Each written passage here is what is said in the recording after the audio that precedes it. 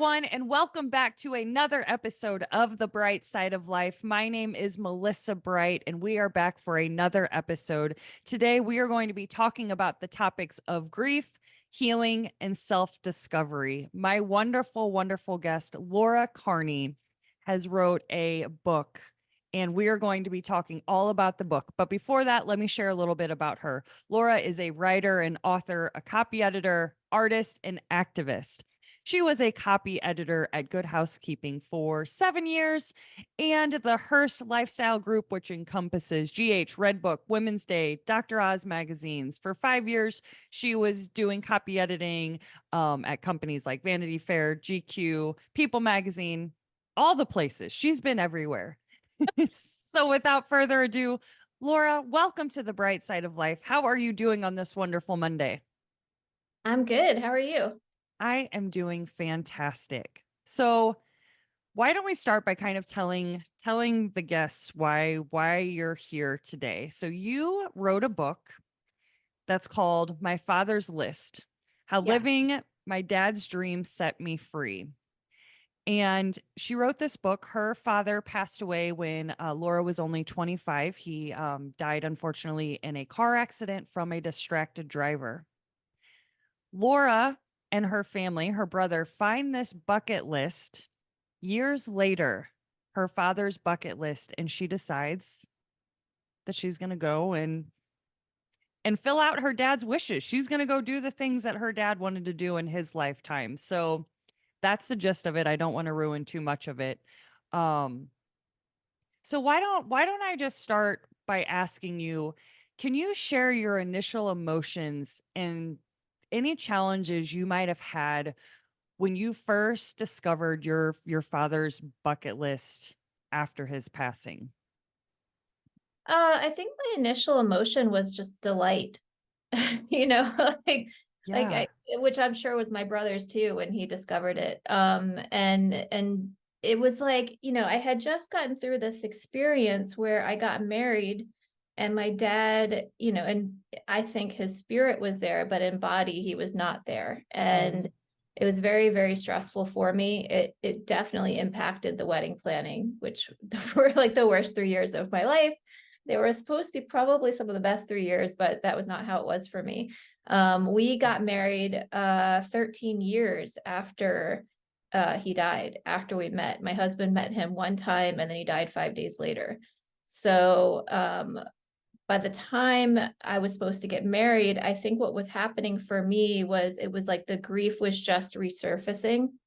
So even though I would sort of complain for years that my husband hadn't proposed yet, I think secretly I was like, okay with it, because I didn't have to face that moment when it would be all too real.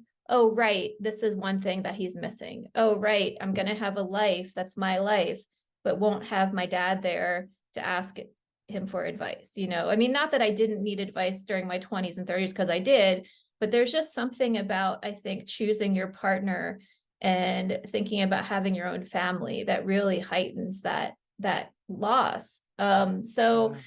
to have this show up, I've always described it as a wedding gift, because I had a wedding gift from my mom. She gave a very generous monetary gift to both my brother and me, exactly the same, of course. We both got married in the same year. So that I'm sure was fun for her. Right. But yeah, I was sort of like, well, what did my dad give me? And he was going to give me away and he physically wasn't there to do that. So that's what this felt like. It felt like this wonderful reminder of what a free spirit he was. And quite honestly, I hint at this in my book. I don't think I got into too much detail about it though, but I was in a pretty big rut in my life right after the wedding. I felt like everybody expected me to do the things a wife does, to have kids right away, to save for a house. I just felt all these expectations based on my gender.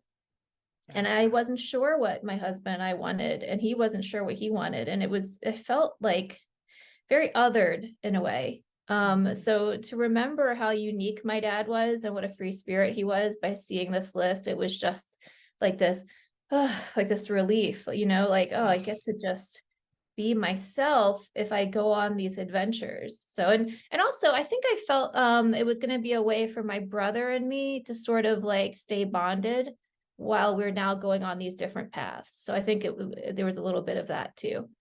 Okay. Yeah. You bring up such a good point. So I have lost my mom and my dad both by the age of 35. And I have not So yet sorry. been married. Thank you. I appreciate that. I haven't been married yet. I'm not even sad about it. But that is the one big thing that I know isn't going to happen at my wedding. My parents won't be there. I do have a wonderful, wonderful stepdad that I do not want to discount because he will be walking me down the aisle. But I love that you just said, the wedding gift that your dad gave you and the journey that you got to go on, because that's kind of the reframe that I'm gonna have to have on my wedding day is they're here in spirit. I will be looking for all the signs to see them, to know that they're here with me, because that's kind of like what I have now, since they can't be here in body. So I really like that you said that, um, because this is stuff that I have to remember on my wedding day and further things, you know? Yeah, I mean, I didn't know about the signs yet when I got married. That's the thing. Like I had a vague notion of them because Yeah. I had been seeing the date of his death lots of places for many years. And at some Mhm. point, I mean, it was happened over and over in the first year. And then one day I just decided, oh, that's just you saying hi. So anytime I saw an 88, I thought, okay, well, that's him. And if there was a song that would play, then I would feel like, oh, maybe that's him, because he was a singer. So there are so many songs I associate with him. Yeah. But the other thing, though, is, I mean, I can explain to you in a logical way now what I was probably thinking about and what I was feeling. But at that time, I didn't know that I was feeling all of those things. And I didn't know how much of my grief I was still carrying. And that's not to say that we ever get rid of grief, but I was carrying it in almost a phobic way, like in a way that was sort of really preventing me from being in the present Mhm. and from letting myself enjoy life. Yeah. So, a person who isn't fully letting themselves enjoy life, like what kind of wedding is that person planning? Right. Yeah. I had a lot of survivor guilt. Yeah. And that's something also that's really interesting because I was doing the math also. Like in your book, like I had to keep going back to dates to be like, okay, where Yeah. are we at? And it was 13 years after your dad passed away, which is a long time, right? From your wedding. And that's kind of how I felt too, because from the time that my mom passed away, which ironically enough, my mom passed away August 6th. I noted that in our stuff. Wow. There's quite a few coincidences that we'll talk about. Um, so 10 years I lived with debilitating anxiety and I could not figure out why. I knew it was anxiety. I did not know why it was happening until like year 7. Then I figured out I was scared I'm going to lose somebody else close to me. Then I realized it's only happening when good moments are happening. Oh, I'm waiting for the other shoe to drop. I'm like, ready, ready, ready. I'm ready. Like prepare, Yeah. prepare. Um, I just lost my train of thought. What was I going to say to this? Well, what were we talking about? Dates? August 6th. Yeah. Was it 2003? It was 2011. Okay. Yeah, I that would have been even more crazy. But um I forgot what else I was going to say to that. Your anxiety for a decade. Yeah. Oh, and then finally in 2020, which ironically enough, COVID brought up all the feels again of grief, like resurfacing. I'm like, all I want to do is just tell my mom about the craziest freaking time. So Yeah. it's just weird, like 13 years, 10 years, 11 years, not to like discourage anybody that's going through immediate grief and saying like, hey, you're going to be living this with this forever, but just the waves and things you learn and experience. It can be quite a few years is what I'm trying to say, you know? Yeah, I mean, what I have learned now is so much of it has to do with mindset, Yeah. for me.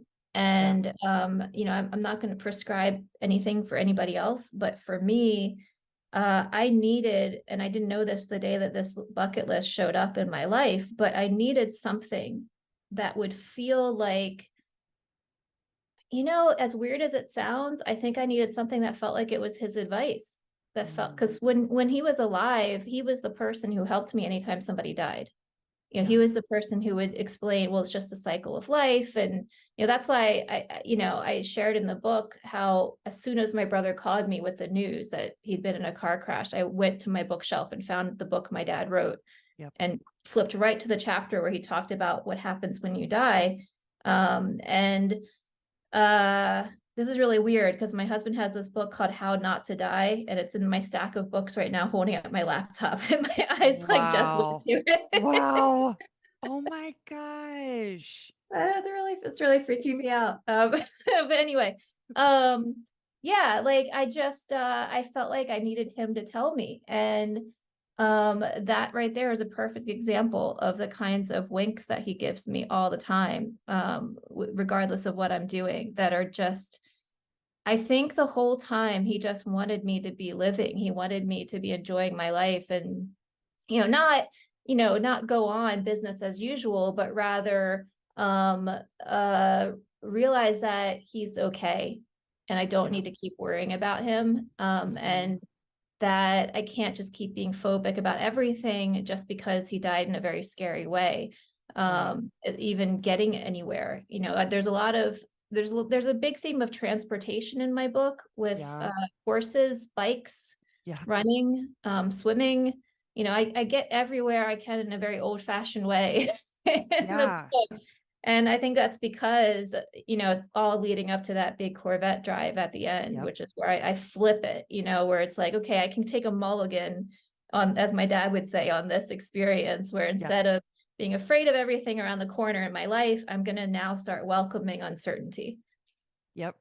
Oh, I just love it. And I think like, so I shed many tears on your book in like reading your book. And it's such a good way because when I lost my dad, we did not have the relationship that you and your dad had. Like once my parents divorced when I was 5 or 6, my dad moved to a completely different state, Texas. I'm in Missouri, and he was in my life at the capacity of obligatory like calling me during Christmas, Thanksgiving. When his mom was still alive, he would come up and like turkey hunt, deer hunt, but it was something that I longed for forever, was the relationship with my father because it affected me so much. So when he passed away in 2021, ironically enough, he had just moved back from Missouri to Missouri months prior. He retired and he's like, I'm going back to Missouri, but he was 3 hours away from me. I'm like, this is the chance. This is the chance I get. I finally get to have a relationship with my dad. I will gladly drive 3 hours, however many times a month, to see him. He dies 3 months later from heart transplant and liver transplant that did not basically take. So, in reading your book, it has reminded me that like I can grow a relationship with my dad through all of these different signs that are now weirdly showing up in my life, or weirdly now I'm just paying attention to them. And with all the stuff that like you said of just so many different things in the book, that I'm like, this is what I'm going to do. This is now my relationship with my dad. I'm going to look for the signs. I'm going to do that because that's the capacity that I get to be with him now that I didn't get to have in life. There's a freaking part you wrote in the book that you said exactly that. You're like, what he didn't get to like do in life, he now gets to do in spirit. And I'm like, I'm like, I'm supposed to see that. Like, it's just, Mhm. That was about the trust, right? yes. Yeah, like my dad was, like I said, he was a free spirit. He always was going job to job. He was a salesman. As I was doing his list and I was learning more and more that I'm kind of also a jack of all trades. Yeah. And I like finally leaned into it and accepted it as opposed to resisting it, hardcore. I recognized, oh, some people just have that temperament and that's how he is. That's not to say, though, that it didn't cause my mom probably a lot of frustration because she Right. was the steady presence who was paying for things and making sure we survived. You know, we saw my dad twice a week and it was always so much fun. But his finances and certain elements of his life were very mysterious to me. And as I got older and was about to get ready to go to college, that started to become really difficult for me to deal with. And as I was going through this list, it was sort of like I could now finally heal that part of me that kind of built armor up to cope with that situation. And the problem was, even though he had been dead for 13, 14 years at that point, now that I'm going through his bucket list, I'm still acting that way. I'm still going through life with armor around certain people, especially my husband, who is also creative and also very free-spirited. And, you know, he does what he wants. That's just the kind of person he is. And, you know, someone told me once, you know, I bet that part of him that's different, that might frustrate you sometimes, is the same reason you married him. And the same thing that you love the most about him. I'm like, yeah, it absolutely is. I love that he's so nonconformist. You know, I love that he has his own mind. So I think, you know, as I'm going through my dad's list, it's like some of these things were confusing and intimidating and overwhelming to me. And it was in my best interest to not only, you know, research the items and kind of try to figure out why did he want to do some, because some of them were more mysterious than others. And I give all the information I can. I don't know the reasons for a lot of them. But I've always looked at, you know, that as being part of the adventure, part of the journey is the research. Right. So as I'm looking into it, it's like I'm finally finding this like secret telephone line to talk to him, you know, and ask him, well, why, Dad? Why this? Why that? And so it's like, because I now had a practical reason to ask him questions, I could finally start getting the signs. I could finally start seeing them and realizing they were always there. I just wasn't interested or didn't. And not only that, but I had to now lean into trusting him. I had to say, maybe when we're alive, we have hangups and limitations that prevent us from being our best selves all the time with people, even though we very much want to be. But I mean, this is just what I believe now. I think that when we die, our energy is just so pure and it's stripped of all of those things. And I mean, I've talked to psychics about this. I had a psychic interview me recently on her podcast, and she said, we're their heaven. She said, when they die, what makes them happy in the afterlife is our happiness. So it's like every time we have a birthday, we have a holiday, they're there wanting us to continue those rituals with them. They want us to keep their memory alive through happy things that we do. And it's like bringing them joy to see us have joy. And also they're there when we're hurting. They're there sitting right next to us, comforting us, you know, and it's like, you can choose to believe it or choose not to. It's really up to you. But what's the harm in believing it? You get to feel connected to something bigger than you. And that was the thing that really, it changed my mindset about how I live my life.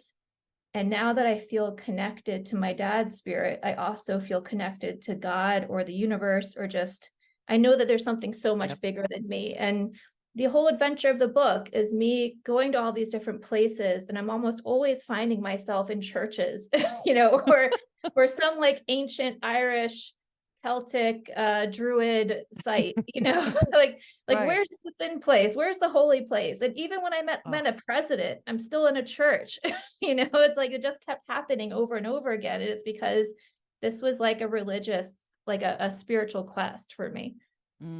Yes. So I want to tell you the sign, the craziest sign that has probably ever happened to me, besides when my mom passed away. So you've been to St. Louis.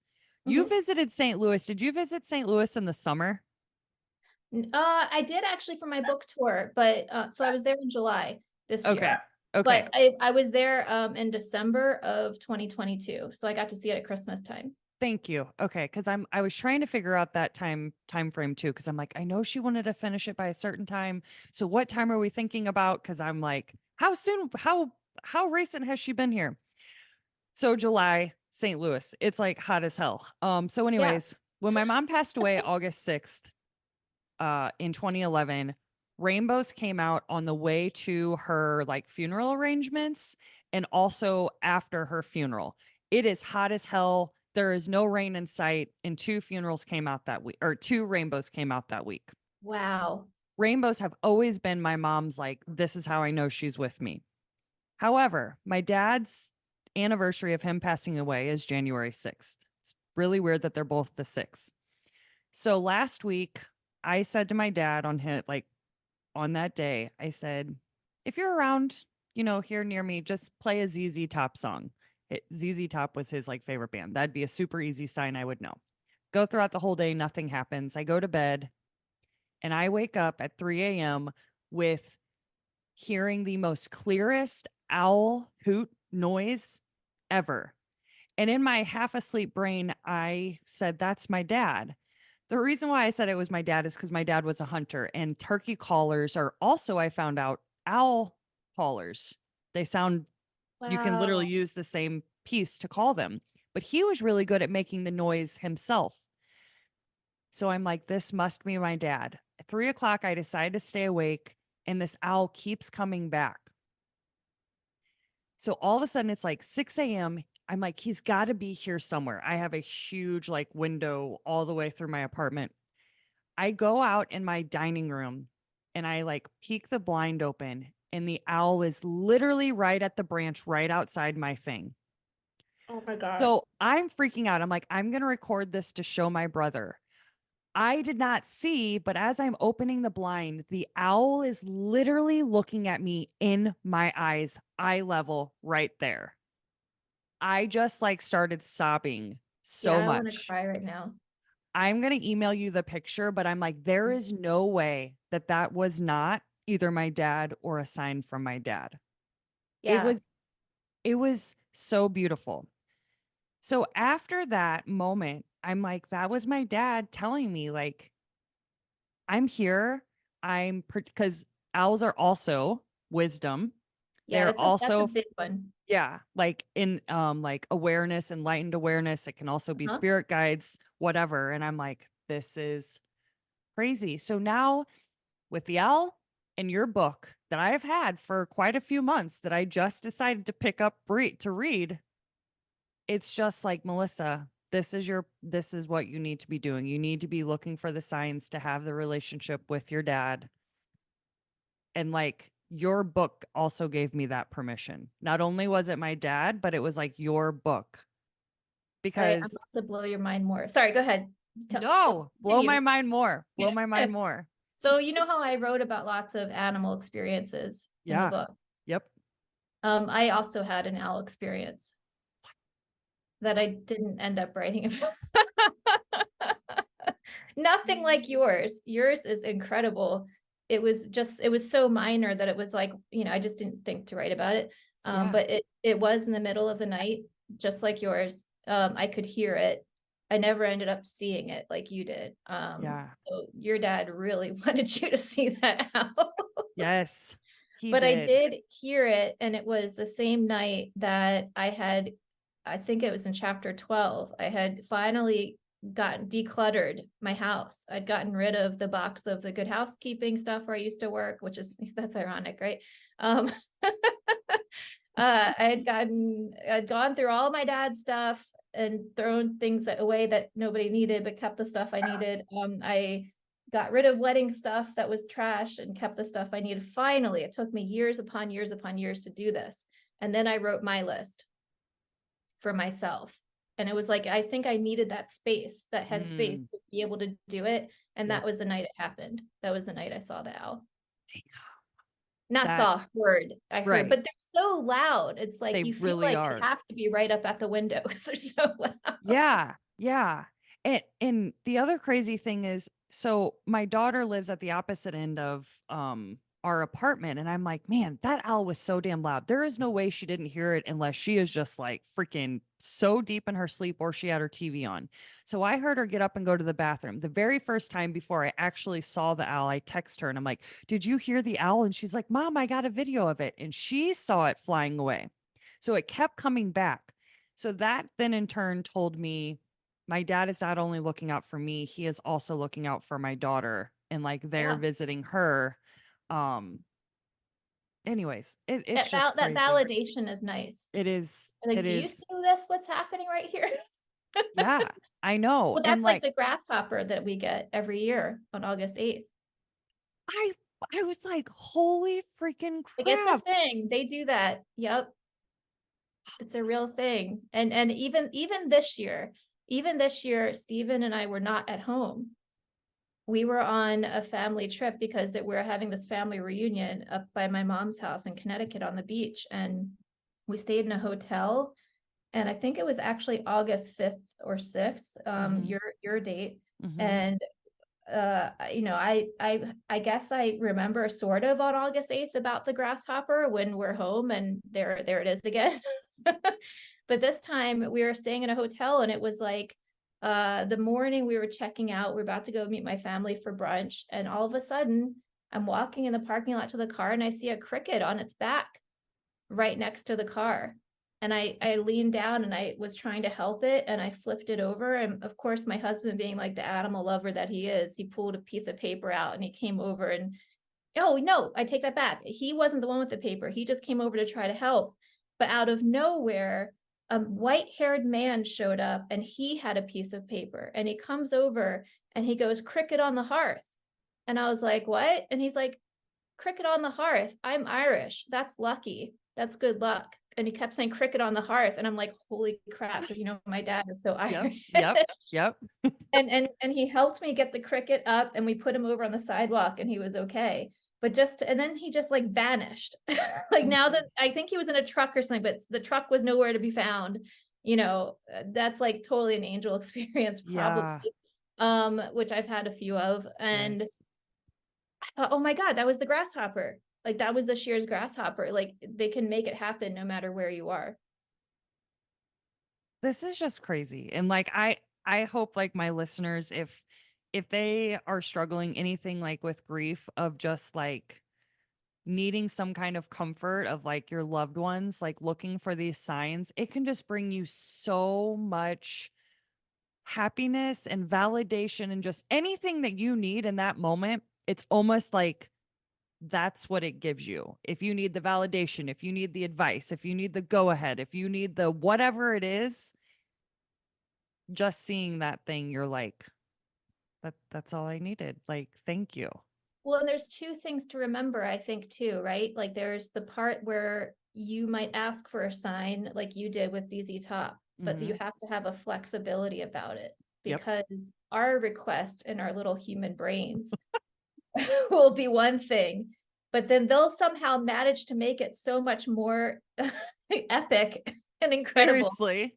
And so there's that. So don't be so fixated on it has to be a ZZ Top. Be Amen. okay with it being an owl. Yep. And then the other thing I find that always happens is there's an urgency to your knowing. As soon as it happens, you just know. And you Yep. could have completely forgotten about asking Yep. for a sign, but you Yep. know as soon as it happens. And it's always them. It's always trademark them. Like, for Yeah. you, your dad was a hunter. Yep. For me, my dad was Irish. Yep.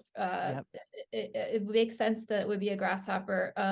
It's like his humor is always there. And that's what the whole bucket list journey was. I mean, every time I'm doing a list item, I pee my pants when I'm running 10 miles straight. I throw up on myself in midair when I'm skydiving. The horses we were on in New Mexico are pooping the whole freaking time. So my cousin and I are just laughing our heads off. It's always funny. It's always ridiculous. And it's always very like humbling, I guess is Yeah. the word. It's like very ego suppressing each of the experiences. And Yeah. that's how I know it's my dad helping me with the list item every single time, because that's who he was. Yep. That's his personality. He is a person who, though he was an entertainer, larger than life, the biggest energy at a party, he did not take things too seriously. And that was Yeah. one of his greatest gifts, I think, to the world. So Oh, we so need those people in this world because I have been the one that takes things too serious and I'm me just like, too.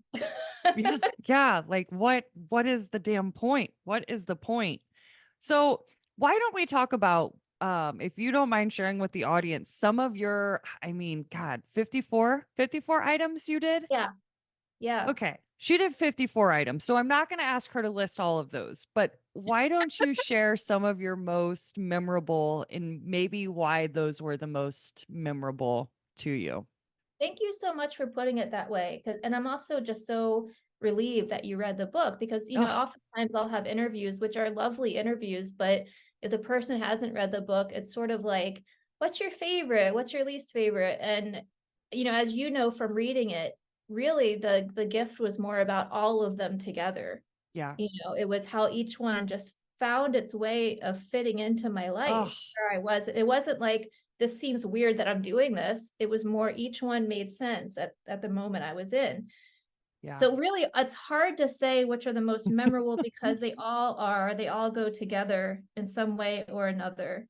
But I'm sure item number 3, write and have a few novels published. That one probably changed me the most because it ended up becoming this book. Yep. It ended up becoming the reason I couldn't give up on writing the book because I had given up on writing a book many times before, Yeah. and it just felt too big. It felt like, who do I think I am? Also, one of the major themes of this book is, do I have a right to use my voice Yes. in the world as a writer, but also in life? It's something I struggled with a lot, Yep. which is a strange thing for a daughter of a man with such a prominent voice that she would struggle to use hers. And, my mom is a really kind person and a very peace loving person. So I have a lot of her in me too. Mhm. And often in situations where I should be standing up for myself, I find myself, just wanting harmony and just wanting everything to be okay. And I don't think about my own needs. And, there's a place for that too. Like I'm happy that she's taught me to have peace in my life with so many people, because that's not easy. And I Right. think we're living in like really tumultuous times right now too. So it's quite a gift to be Right. able to be with the person who tries to find peace. But Yeah. at the same time, when you're going out in life, you have to figure out who you are and what you want. And I've always really struggled with that. And the other reason I think is just because of having depression and just feeling like, I don't know, feeling like as a woman, because I have a bit of like a gentle demeanor, I tend to feel not heard in a lot of situations. Yep. So it was quite a leap for me to let myself have my voice come alive on the page. And a lot of times when I was writing about these experiences, I'm sort of hearing my voice for the first time too. Like it's a surprise Oh, to me as well. yeah. It's a revelation to me too. And it's so funny to me now that I feel like I've become this person who is able to inspire other women to do that, to just lift their voices up and actually hear them. Because sometimes the things that we have to actually say, like our higher selves, are not fun to hear. Yeah. Yeah. Well, that's why one of Does your that make things, sense? I don't know if I'm yeah. making sense right now. No, yes, you are on so many different levels. So one of the things that really surprised me in your book, and I don't know if it's just because you were so close to it that like, well, you were living it, but you had commented a couple times about your brother's life and Yeah. how you were a little bit envious of, his big white house and all that stuff. And I'm sitting here reading your book and I'm like, but do you not see the adventure you were just on? Do you not see what you just got to do? Do you not? I'm like, but this is what we do. We Yeah. compare Thank you. ourselves Yeah. to other people. And I'm just like, girl, I am choosing your life. Like, I want to do all this stuff. I'm like, this is like this list that you have conquered is just like amazing. Who cares if you live in some little apartment in New Jersey or in New York? Like, I will gladly live in a box to be able to go do all the stuff you got to do. But society pressures and like keeping up with the Joneses or whoever we have to keep up with says otherwise. Well, I mean, that's who I was at that moment in time. Yeah. You know, I'm when I wrote the book, I was often writing these chapters not long after doing them. Yeah. I was writing it as I went along. So Mm-hmm. the me in 2018 who was having those conflicted feelings, which by the way, like nobody's life is perfect, you Right. know, like when you see other people around you, your peers, and this is more of a thing that happens to people in their 20s, I think. Like I was a Yeah. little bit emotionally immature to be feeling that way, but I also think I have my reasons. Yeah. But which probably have a lot to do with post-traumatic stress, emotional development kind of being delayed because of my dad's death, Yep. all of those things. Yep. But you know, when you're looking at other people's lives and saying like, oh, you know, they have so much that I don't have, and I must not be measuring up because I don't have that. You know, you're looking at it in a very objectified way about yourself. You're choosing to live like, you know, almost like a child, like who's the best child or who's going to get the most love. And it's a very scarcity mindset. Yeah. Yeah. And it's not the full picture because nobody's life is perfect, you know, Yeah. and what you think you're seeing. I mean, social media doesn't help with this, but No. what God, you're no. seeing is the highlight reel. It's not everything those people are going through. So, you know, that's what I hope to emphasize by including that experience, Yeah. that this is not, these are gremlins in my head and they're not real. And we all have our stuff, you know, Yeah. and my brother is a very supportive person and he was helping me with the list. He was texting me like after every single list item I did. It wasn't his journey. He didn't have to do it. I Right. had to do it. And I had to do it with my husband because that was healing a lot of stuff for me, like my Yeah. parents' divorce, for example. Yep. But to have my brother there supporting me and also learn how to appreciate that we're both grown-ups now and he has his life and I have mine and they each have their high points and there's no reason to compare it. Like I felt like that was just such an important lesson to me. Yeah. And it's such an important lesson because once again, when you share your vulnerable like struggles, that like these are things that we could all be thinking, or somebody's thinking, that it's like, thank you. I'm not the only one that might be doing this or might be thinking this. You know, it just shows us like common stuff that like humans are thinking, that you're like, finally, somebody else was thinking this, you know, whatever it could be about, you know, the voice. You often felt you didn't have a voice. This is exactly, I'm like, this is the most courageous thing you could ever do, was set out on this like journey. Like, oh my God, it's amazing, you know, but when we're here doing it, we're like, is it really that great? Is that really that cool? Was Well, it that, was you know? also that it was still me doing my dad's dreams. And growing Yeah. up, my dad having dreams was super exciting for the first 10 or 15 years of my life. And then it suddenly became like, oh, why can't you just be a normal dad like everybody else, like Yeah. everybody else's dad? And I became Mm, resentful of it. So there was always this fear, you know, when we got home from London, for example, and I recognized, oh, I had a foot surgery and can't walk now, and I might not ever run again, and I have no money, and I don't have any job prospects right now. And who knows if this book's going to get published that I'm working so hard on. It was really depressing because it just was like, this was clearly a mistake. You know, like, why did yeah. I go down this road? I'm gonna, excuse me, end up failing at this just like I do at everything else. All of the you know, the negative self-talk was going and I just was in this incredibly low moment. And it's sort of like, I think if we have that going on where we're resisting being like a parent because we're afraid it's all of these unsafe or negative things about them that we're going to become, Yep. first of all, you are going to become them. Like Yep. the resistance makes it happen in some way, in your own way, but you are going to have that experience. Yep. And secondly, you know, you're going to have to figure out how to muddle through it and come out the other side and make more sense of it. I think I got to have this incredibly lucky thing happen where, because I was continuing to pursue these positive idealistic things he wanted to do as a young man, I was sort of, it sounds really weird, but like it's almost like I got to be in a time machine in his life. You know, like I Yeah. got to go back and tell 29-year-old him, it's okay, you can do it. Like, Yeah. who knows what negative self-talk he had for his entire life. And I'm getting to embrace this incredibly happy, positive part of him and embody it in my own. And that's so cool because it's like Yeah. he wrote the list when I was a baby, Yeah. you know, and Just to get through that time. Sometimes people ask me, at what point did the list become yours?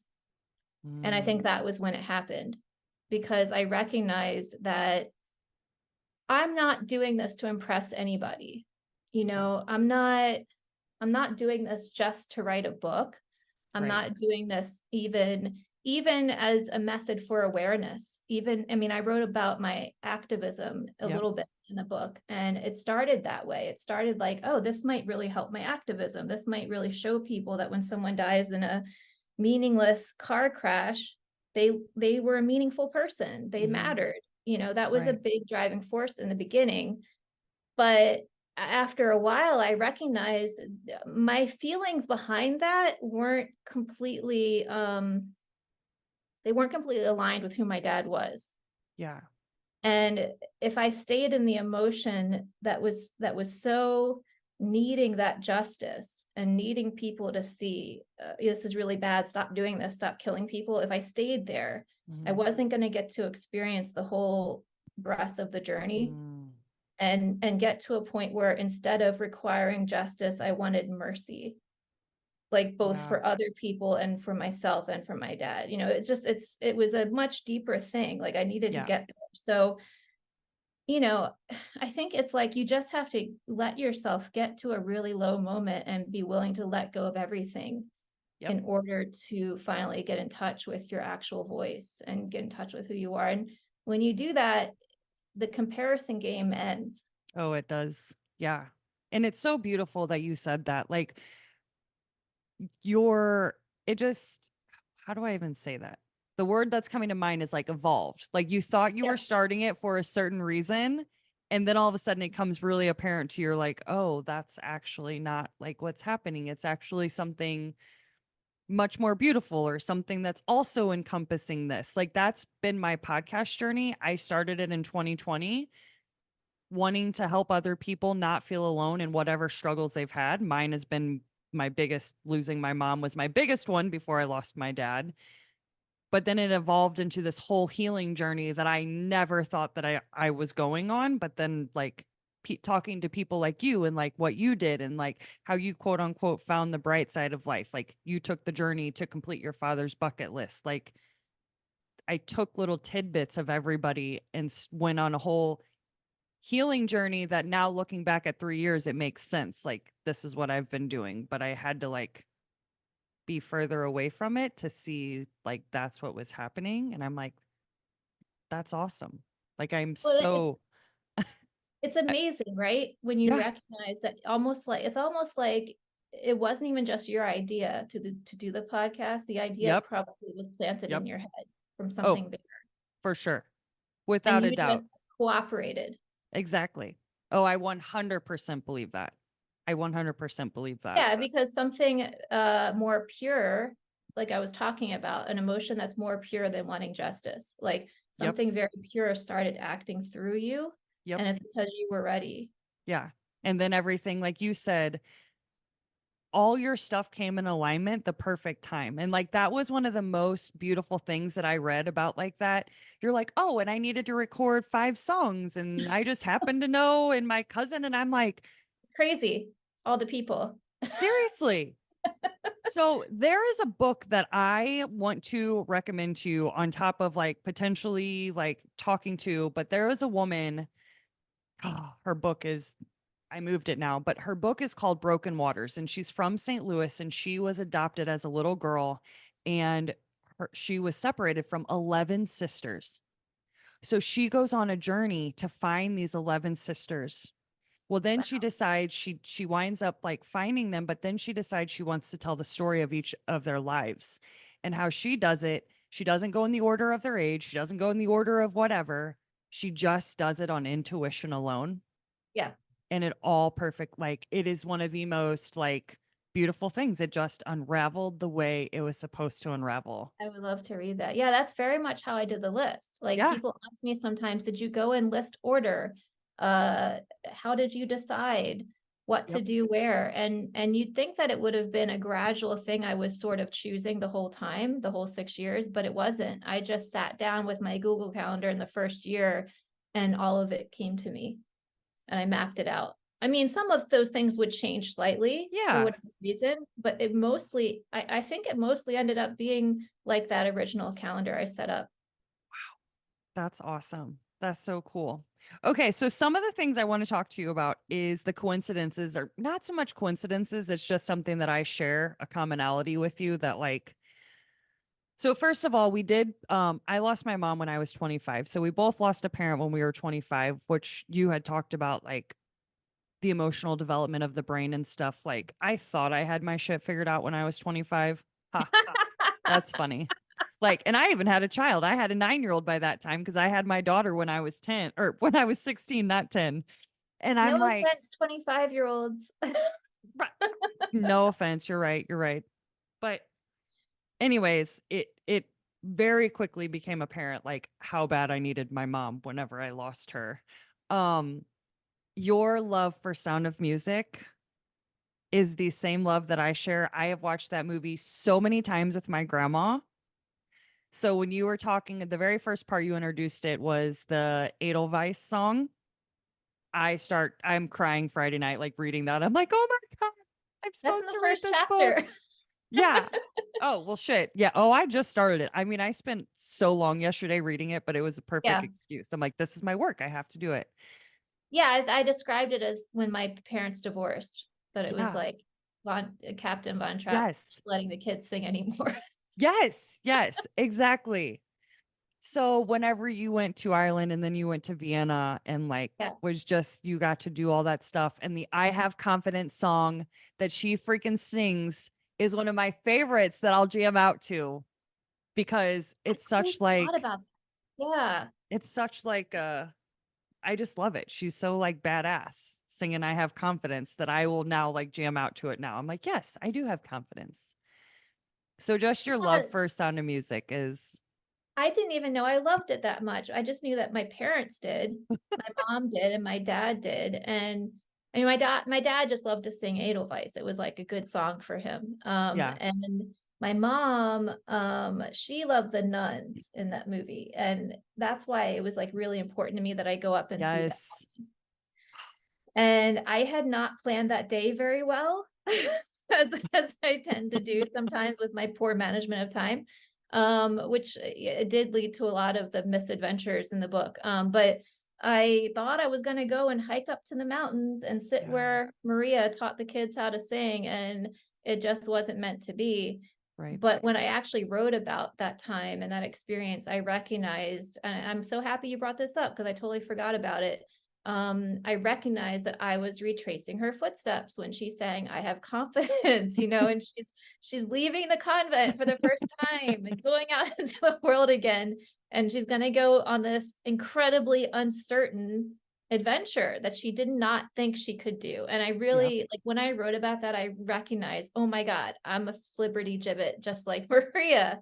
I love that you said that. Yeah, like I understand finally what that is. She Yes. probably had raging ADD Yeah. because they were Yes. mad at her. She was a problem. They're mad at I her all the know. time. Like once I finally learned about those nuns, about that particular convent and Yeah. understood the way they lived their lives, it made total sense to me. Like they're so rigid, they were so regimented, and there's Yes. no way she could fit in there ever because she's off having adventures and singing all the time. They have like certain times a day where they're allowed to sing. Yep. And she was just singing whenever the emotion hit her. Yeah. So I think I just got so much self-acceptance when I learned about that. And I got to like walk in her footsteps and I recognized, oh, I don't have to stick to that plan of going and hike up in the mountains. It's more important that I recognize I'm having this awesome experience walking through Salzburg and Oh, having confidence in myself. Like that was such a hard thing for me. And now I was finally doing it. yeah. Oh, so awesome. I I also wanted to ask you about you often tell me in the book, you talk about hearing your dad's voice. Oh yeah. I really want to just like ask you paint as conceptual as what you mean because I often know, when we hear even God, source, creator, universe, whoever you want to say, like these are like whispers or there's something. So, how is it that you heard your dad's? dad's voice? Because he talked to you a lot in this book and probably still does. Yeah, it was mostly early on. Okay.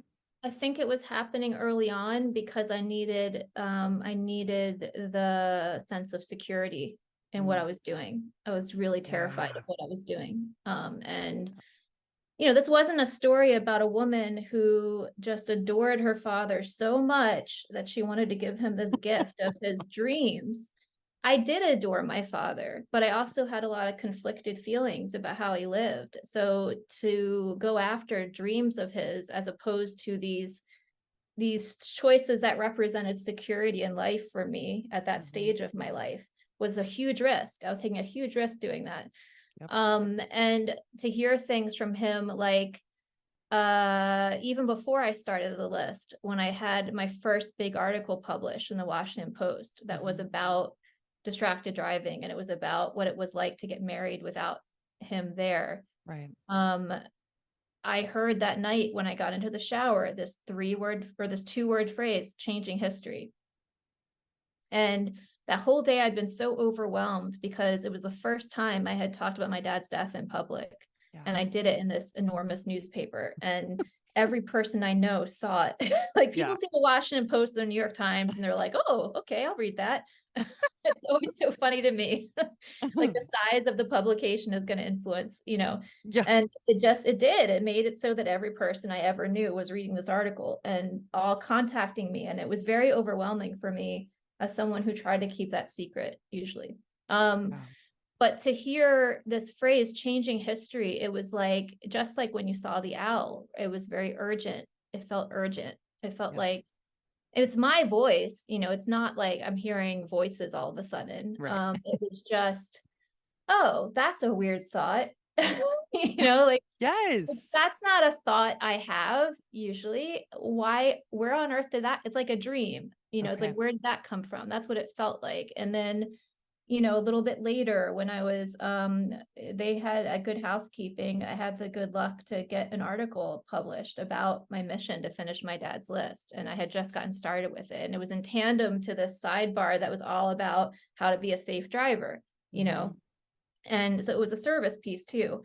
But I was a copy editor. The most I'd ever had in that magazine was, like a profile I wrote on someone or a small essay. So now I have this 3-page spread.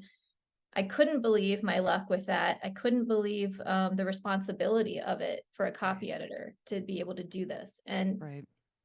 But I'm working with editors, and editors make things better, but they also have to change the wording of some things. And I was very protective and possessive of my personal story. So, and that happened with the Washington Post to some degree as well. But suddenly when something was needing to be changed, I heard the voice again in my head, and it just said, just play ball. Which is so something my dad would say. Like, just go along with this, but in a sports reference, of course, And it was, and it's funny, it was very Field of Dreams-esque, when he hears, if you build it, they will come. It was very much like that. It was like, where are these thoughts coming from? And even to the point of it happened again when I was skydiving, and I was very nervous about it. And I was praying, like my biggest fear with skydiving was, if this kills me, then am I a hypocrite because I'm about safety? I'm about promoting safe driving, and like I took this incredible risk with my dad's list, which I was still considering to be activism.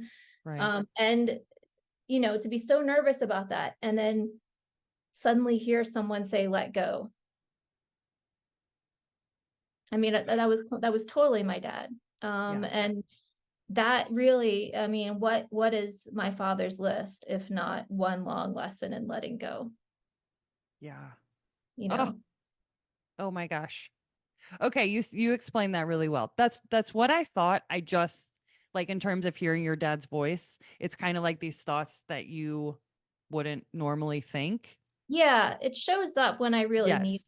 And even now, sometimes I'll like try to replicate it, and I'll be like in the middle of something, and I'll be like, Dad, what's going on? Like in my head. And I don't get an answer a lot of the time. I'll get maybe like a shrug. I'll get maybe like a general feeling of what he might think about something, but not something that concrete and certain and Yeah. very loud in my head. It's not like that. And I realize it's like, okay, I'm kind of like pressing my luck here. Like I'm Yeah. taking advantage of this a little. Like you'll tell me something when you want me to know it. You know what I mean? Oh, I still have to make my own choices. And I think yeah. sometimes when we want that guidance from someone we love who's passed on, and we're asking for it all the time, and we're not necessarily hearing that 3-word phrase that just clarifies everything for us, Right. it's because they're still helping us, but we have to be doing something. We have to, Mm, like, sometimes I'll go through something, right? And I'll right. finally figure it out in my life. And then I'll say to my dad in my head, oh, this is what that was, Yep. and the Yep. sense I get is that he's like standing there with his arms crossed, like, uh-huh, Yes. Yes. like you Oh, had to figure this out yourself. And I knew you could do it, but I could not intervene. that's a good point. That's such a good point. I had a lot of my stuff comes to me, and when I say just words, I'm not saying necessarily from my dad, but when I am sleeping, 2 or 3 o'clock in the morning is when the like my Yeah, yeah, biggest yeah. aha moments happen, which is we know like your brain waves are so much slower, like all this stuff.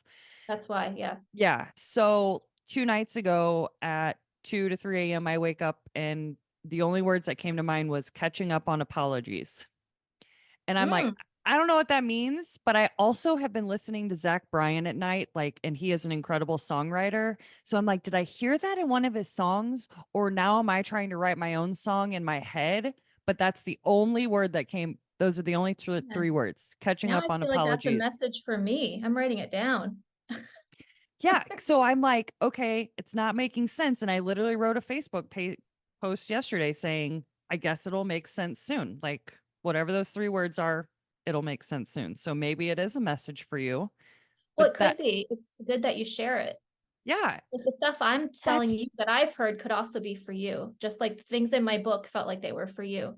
yes, that's exactly why I posted what I said when I posted that yesterday. It dawned on me. I'm like, maybe I'm just the messenger for somebody else. And they read that thing, catching up on apologies. And then they all of a sudden was like, wait a minute, whatever I'm supposed to do with this. Yeah, and I That's, mean, like I rarely ever look at my Instagram anymore as mhm. far as the time I was doing the list. Yeah. I still look at the portion of my Instagram that is sharing my book tour because I'm in August. I'm still in Chicago on my book tour. I basically got backlogged, so I still have like 10 different events to be posting on there. So that's where I am. But for some reason, when I couldn't sleep last night in the middle of the night, I just kept going. I kept scrolling back until I got to the Sound of Music, period. And I stopped on the moment where I was running through the part, it's like I forget what the park is called, but the park where she goes and she's Yeah. dancing with the kids. Yeah.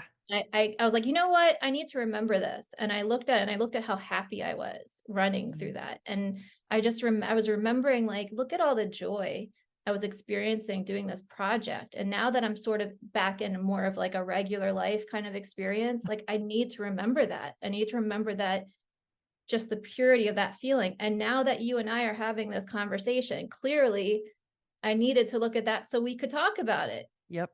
Yep. How Oh, weird.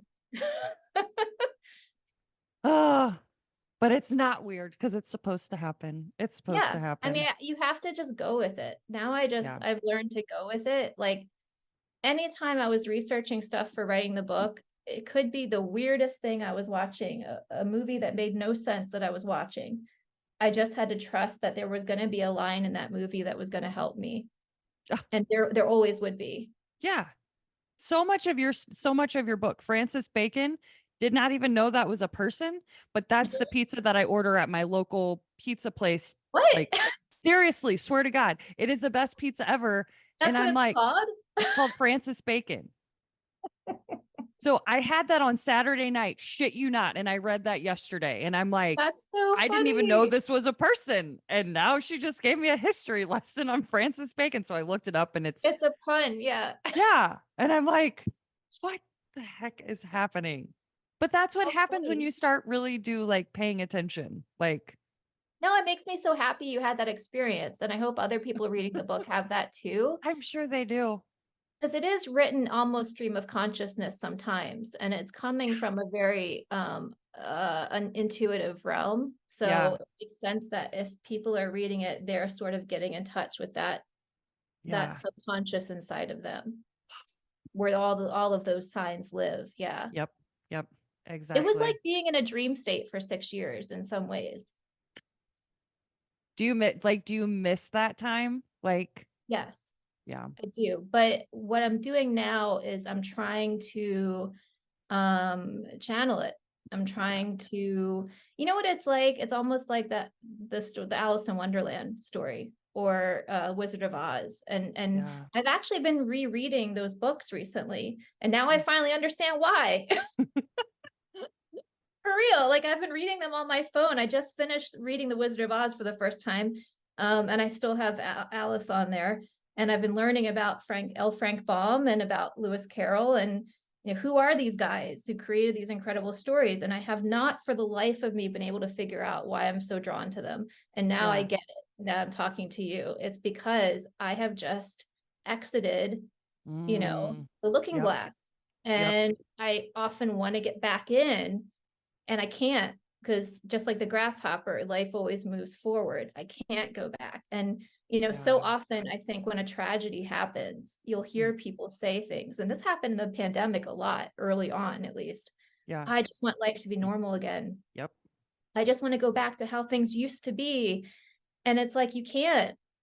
Things might calm down and be a little less tumultuous for you in the future, but you're never going to go back to Right. what that was. And that's a good thing. We're supposed to be moving forward, and we're supposed to be figuring that out. So I'm very grateful to be where I am, because I'm no longer that person who, like you said, in 2018, I was so blind. Yeah. I could not see how awesome things were I was Yeah. doing. Um, I don't want to be that person ever again. Yeah. But so I mean, people tell me all the time too, like, oh my gosh, you're so much more confident now. And it's been a progression that has happened so slowly that I sort of haven't been totally aware of it, Yep. but I'm glad to be here. Yep. But at the same time, yeah, I'm always now trying to find ways to still be in Oz, Yeah. a little bit here and there. And we're just remembering, what is that like to live your life where you're willing to let go of everything? Because doing the list, that's what I became. Like that Mm-hmm. last chapter of the book, I'm having to make these choices, often by myself, Yep. often in situations like when I was on the mountain with my cousin, Oh where my God. in the past, I would have let myself freeze to death. Yeah. Like I when I know said, that's what you yeah, said. yeah, when I said I would not have spoken up before, that's what I meant. And Yeah. that really, to me, reflected my experience with depression and all the medications I was on, because I was just like, okay, I guess this is what I need for life. For your listeners Mm. who don't know what I'm talking about, there's a part of the book where I talked about being an adolescent who was on a lot of medications, and I didn't need all of them. And, it was a trial and error time to figure that out, that I didn't need them all. But, um, you know, it's like I just couldn't hear that voice. I couldn't hear my intuition, even Yeah. though it was very strong. And a lot of like highly intuitive people ignore it. They don't know that it's real, and Yeah. they're missing out on like a really strong guidance. And I think that had to be the theme of the book in many ways, at how, like, what good decisions I make when I actually listen to that Yeah. voice that's inside of me, that are Yep. actually great decisions for me, because I was so dead set at an early age to fit in, to belong, to not be like my dad, who is not the marrying kind, as he would put it all the time, to not be this artist who can't fit in with a family. That was my priority. So therefore, I'm going to do whatever everybody else is doing. Yeah. And you can't live the life you're supposed to live if you keep doing that. Mm. So true. And at that age, God, you're still forming your identity. Your parents are such a big part of your identity in terms of like they know it's best for you. Okay, mom, I'll take 13 medications at one time. Like, I guess if Well, she that's was what in a you place say. of desperation though, too. I really Yes, tried to yes, make yes, that yes. clear. Yeah. Yeah. And how many parents go through that now? Yeah. A lot more than back then. Right. Because she genuinely just wanted to help you. Like, I just want Yeah, I was you to very be. sick. Yeah. Yeah. Yeah. So, ugh. Anyways, well, I've taken up almost an hour and 15 minutes of your time. So, um, if just to kind of end it, I have a couple more questions, but it won't take long. For people that are really dealing with grief at whatever stage that they're in, what advice or guidance would you offer based on your transformative journey that you've had? Um, I think everybody's journey is unique to them because the relationship you had with the person was unique to you. And if you look around you and you look at your family, and let's say it was a family member who died, for example, I think it's really important to remember that the relationship that your loved ones had with that person is different than yours, and to not feel any pressure to grieve like they are, and at the same time, not pressure them to grieve like you are.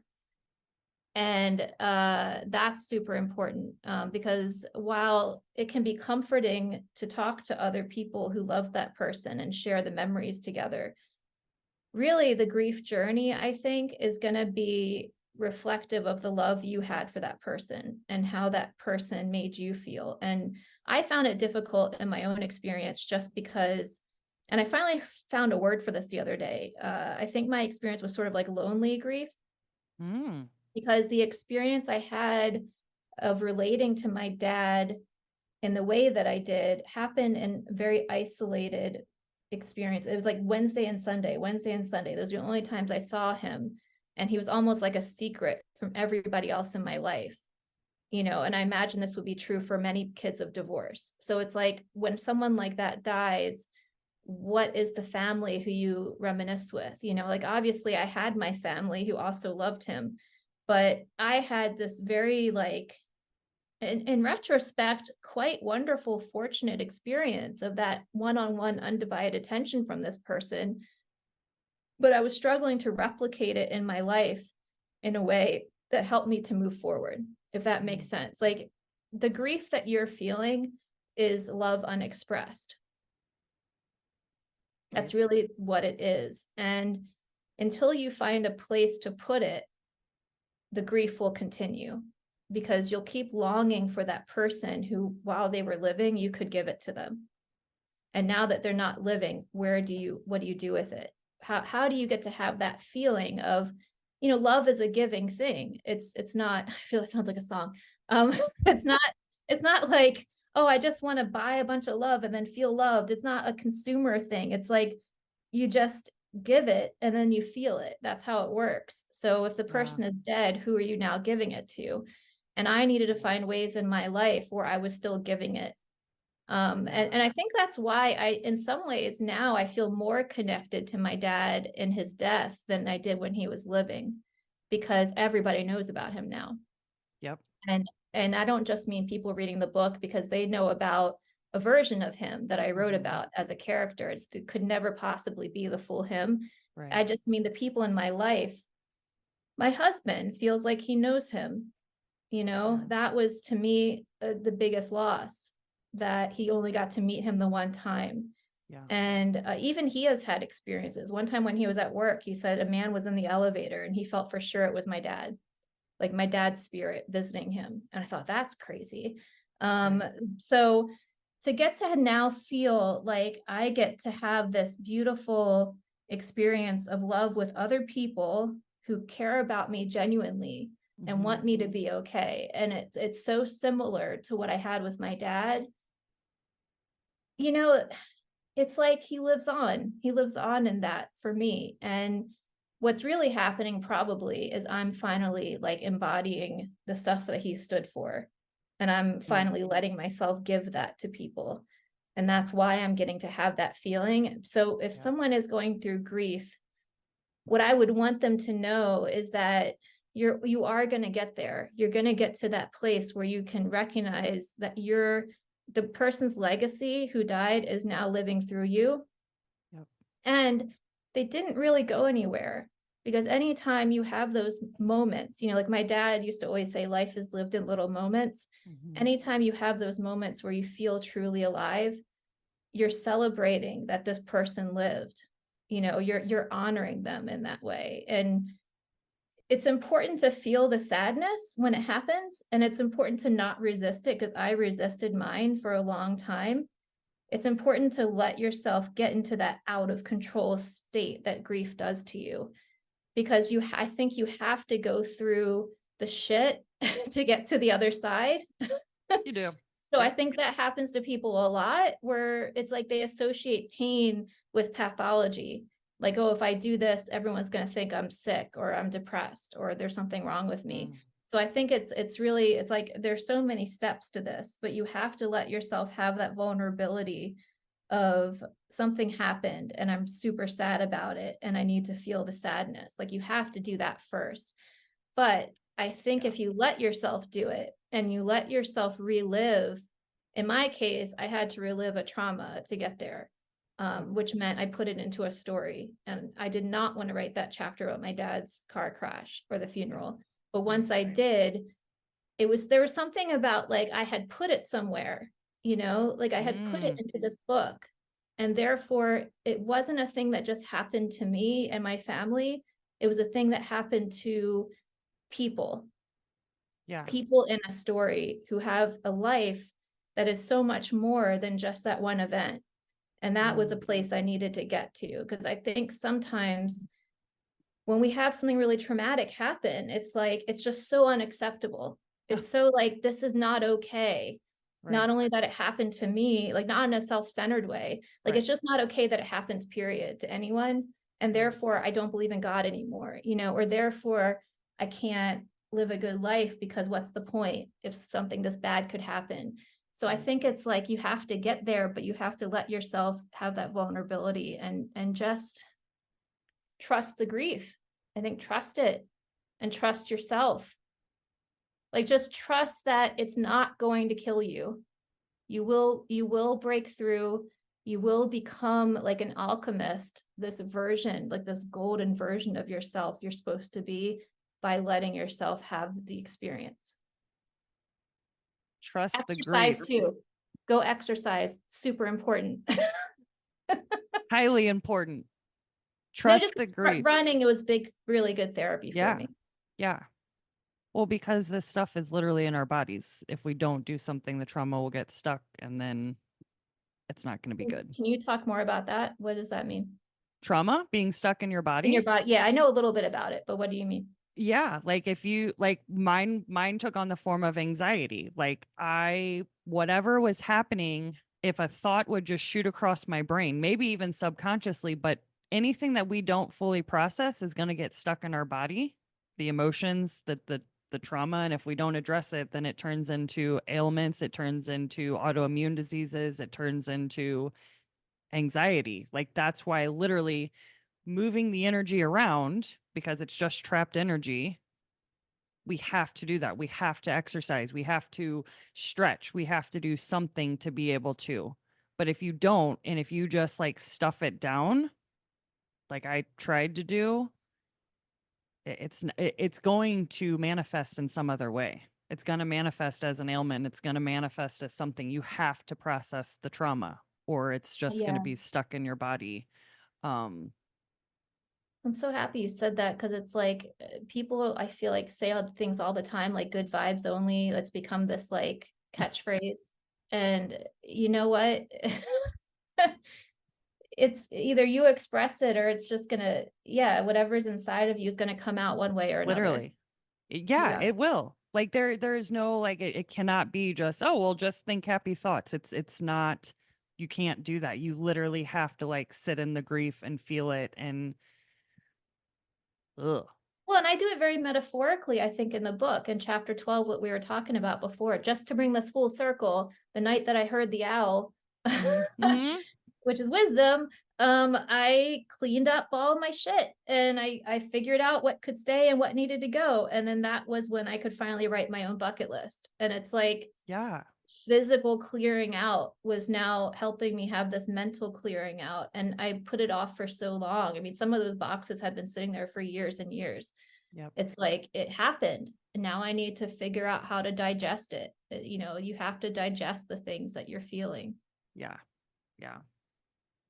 Not to be confused, because I always say this when I have people that talk about like loss, is if you're not ready, you're not ready to like feel it. I Oh yeah. totally get that. So don't on your timeline, please, on your timeline, because there is no timeline for grief. So if you're like, I don't want to deal with it yet, Melissa, don't deal with it yet.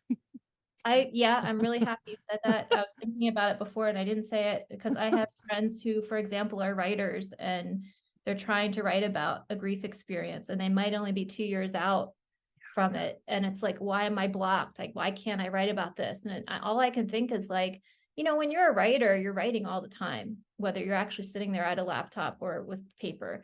Yeah. And it's a very inside job. And there's something turning in them that is taking its time. It's doing it when it wants to. Yep. You know, I couldn't write about my dad's funeral until I was stuck on a couch and couldn't walk. And I literally could not run away from myself any longer because my inner, like my higher self was not able to motivate me to actually think about it and to actually feel it because it was the worst thing that had ever happened. Why would I want to go there again? You know, Yep. but my body made it possible. It's like, Yeah. hey, guess what, Laura? You can't run. So, but might as well just do this. Yeah. Oh, that's so true. It just happens when it's supposed to happen. That's all I can Yeah, and I say. mean, and that's a good way, I think, too, also of bringing up the fact that I read this incredible quote the other day that said, "Don't trust early appearances." And at that moment in my life, I had so much going wrong, and you know, we were talking about before that was the moment of the journey where I thought maybe this was a mistake. And now I recognize that that moment was the most important moment in the entire book. It was the most important moment of the list. You know, the moment where I said, "Tell me, give me a sign. Why Yep. should I keep doing this? It's really hard." Right. You know, and the person, my dad's old roommate, sent me that newsletter that he Yep. created, and it was like, wow. But those times in your life that are the hardest. I mean, I know it sounds cliche to say it, that is, I'm not saying everything happens for a reason. I'm just saying that they're so valuable and they're teaching you so much, and don't trust what they look like. Because on the surface, it might look like everything's falling apart, but it could just all be coming together in the way that it's supposed to. Yeah. Very true. Very, very true. Well, Laura, why don't you tell people what the name of your book is again and where can people find it so they can read it? Because they should. It's called My Father's List. You can find it on my website. It's called bylauracarney.com, or you can go to Amazon, or you can go to your local bookstore. Perfect. And if you're watching on YouTube, this is the book right here. Right here, right here. All right, Laura, I have one last question that I ask all of my guests this. In your own words, what does the bright side of life mean to you? It means looking for the sun. It means there's a part in the book I talk about over and over again where my dad taught me how to navigate the woods. And he taught me how he did it because I was a daydreamer. You know, my ADD would make it so that I could very easily get lost. But to me, looking at the bright side of life is like what we just said. It's like, it's knowing that even when things feel dark, the sun is still always there, and I will find it. Mm. It just takes time. And it's in the journey of finding the sun. That's the juicy part. That's the valuable part. It's the journey, not the outcome. Amen to that. That was beautiful. Thank you so, so much. No, thank you. I've loved talking to you. It's an honor to be here. Yes. Thank you. I wanna see the light.